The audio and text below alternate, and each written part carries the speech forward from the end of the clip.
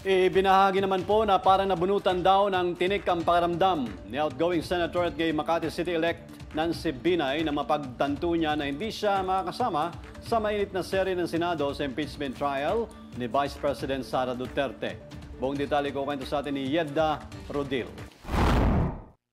Nakahinga ng maluwag si outgoing Senator Nancy Binay dahil tapos na ang termino niya bilang senador sa oras na sumabog at mag-init ang impeachment trial kay Vice President Sara Duterte.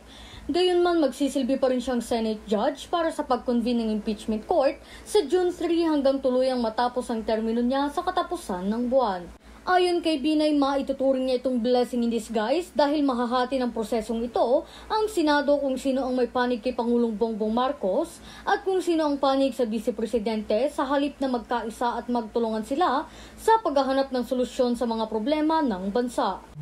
Dagdag pa niya, sa halip na tutukan ng mga senador ang paggawa ng mga batas na kinakailangan ng mamamayan ay magsisilbi silang korte sa impeachment trial.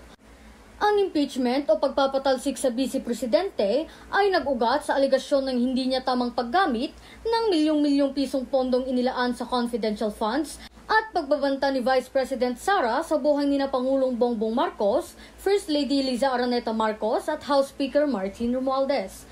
Samantala, matapang na na-forecast ng incoming Makati Mayor na pabor kay VP Sara ang kalalabasan ng impeachment trial at maa-acquit ito. Paliwanag ni Binay, base kasi sa resulta ng nagdaang eleksyon, wagi ang mga kaalyado at kandidatong inendorso ng Vice Presidente tulad na lamang ni Bongo, Ronald De La Rosa, Sagip Representative Rodante Marcoleta, Aimee Marcos at Camille Villar. Ako si Yeda Rodil para sa Kwentong Politika.